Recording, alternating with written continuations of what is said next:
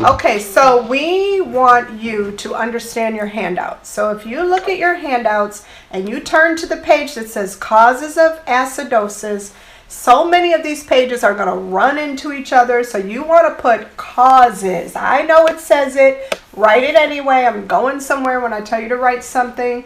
It's very important that you write what I tell you. On a side here where you have so much room, I want you to write this. Acidosis often means lysis or destruction of cells. So the destruction or lysis of cells can cause acidosis, and it releases potassium out of the cell.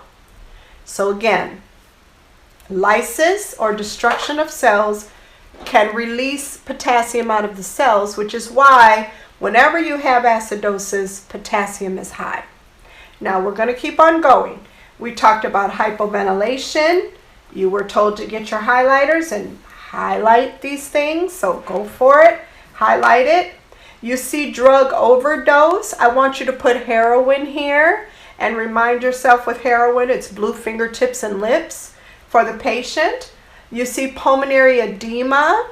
This is definitely water on the lungs. I see that a lot when I have a patient with kidney failure, or I have a patient with some kind of organ that fails, like ARDS or COVID. We can have pulmonary edema. If you keep on going, you will look at the lungs. The lungs themselves tell you a lot. It says respiratory acidosis, pH down, CO2 up. We said CO2 is an acid.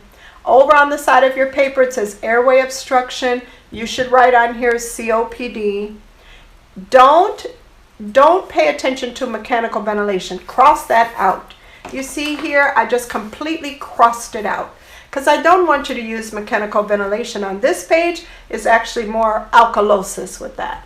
Now, I do want you to keep the neuromuscular disease, and I mentioned to you, I want you to write MS, MG, GB, so that's multiple sclerosis, myasthenia gravis, Guillain-Barré. You have ALS, which is your amyotrophic lateral sclerosis.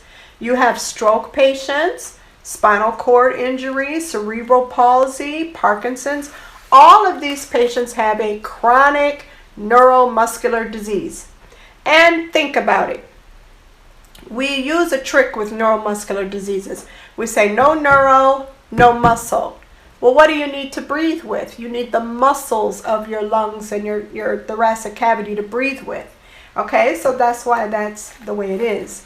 Now, if you go down to the bottom of the page is more your metabolic causes of acidosis.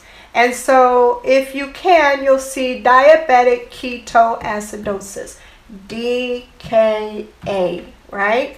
You see salicylate overdose. This is your aspirin. You'll see that it says renal failure. Remember to put high uric acid for this one. You'll see severe diarrhea. Then you'll also see shock. I want you to add the word, because you have plenty of room in here, I want you to add the word sepsis. That's a good one to know. Sepsis. Okay. Now you have room on this paper as well to put how to treat the patient. And the way we treat the patient is, if it's respiratory acidosis, we're going to use oxygen. We're going to do pulmonary hygiene or toileting. Pulmonary hygiene or toileting. We're going to do cough and deep breathe. We're going to do chest physiotherapy. And ultimately, we might need mechanical ventilation to treat the patient who is in respiratory acidosis. For metabolic acidosis, we're going to do IV fluids. We may have to do the antidote to reverse the toxin or the poison. We may need dialysis, especially because with acidosis, potassium is high. So we might just need dialysis. And we might need to give bicarb. We might actually need to administer bicarb for the patient. Okay, so that's that. Now, if you turn the page, you have your respiratory acidosis. And for me, I'm getting on that same page. You have your respiratory acidosis. Do your girl a favor, because these can be confusing. Put signs and symptoms. Put high K, low BP. Take your highlighter. Highlight the low BP. Okay? Highlight the hyperkalemia. Because again, low BP, high K. All right? So that's important. Those are the two most important things on there. Okay? Now, I want you to notice something. What color is your skin? It's pale or paler, and then you can turn blue, because if we don't hurry up and get you some oxygen and get that CO2 out of your body, we're going to have a serious problem. And then in the page here, you see retention of CO2 by the lungs. Remind yourself, CO2 is an acid. I wrote it really big. You need to write it really big on the bottom of your page. CO2 is an acid. Then again, this is all review, right? So I'm going to keep on repeating myself. To treat this patient, oxygen is your first nursing action. Cough and deep breathe. Chest physiotherapy. Suctioning. Bronchodilators. CPAP. Mechanical ventilation. Boom, boom, boom. Okay, so again, I'm going to repeat those again because you care. It's on the test.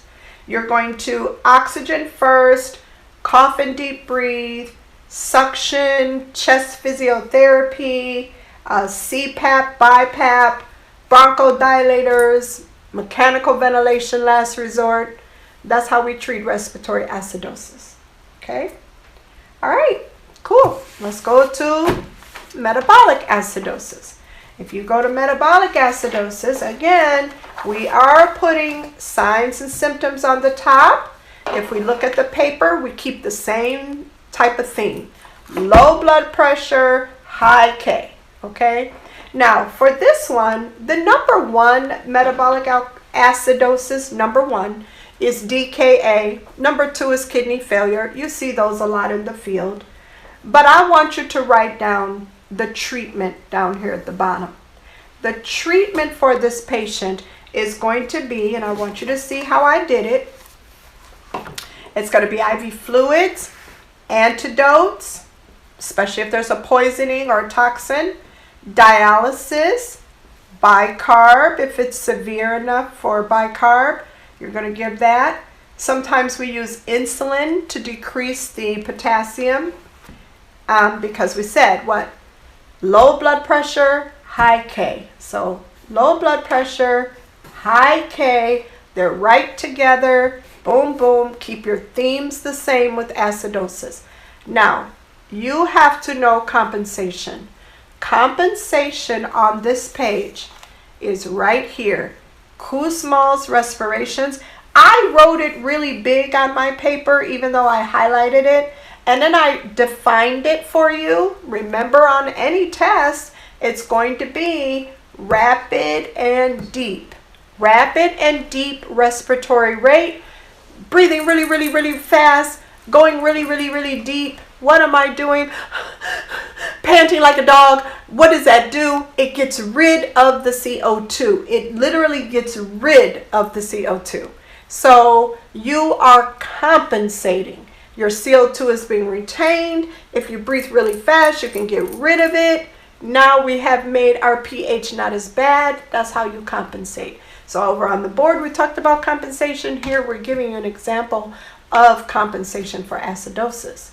Okay? Now, if you turn to the next page, I have a treat for you. And then we're going to review our alkalosis. We're almost done with acidosis, okay? So, if we turn the page here, I've got all kinds of pretty colors. This is why I told you behind the bottom highlighters. There are so many conditions on your test that you better know what is going on with the potassium. Potassium levels in acidosis. AKI, acute kidney injury, K is high. DKA, diabetic ketoacidosis, K is high. EKG, anytime what? The K is high. Basics of electrolytes. AKI, DKA, EKG, boom. All acidosis. Now, potassium goes up in acidosis, but I need you to write alkalosis at the bottom. Look how big I wrote it. Some of you guys act like you got Parkinson's, you write all tiny. No, go across the page. What am I saying? All K is low with alkalosis. This is acidosis, this is alkalosis. They are opposites. K is high with acidosis, K is low with alkalosis. So there you go. That's your rhyme, okay? All right, now take a break and we're going to review alkalosis, just like we just did acidosis.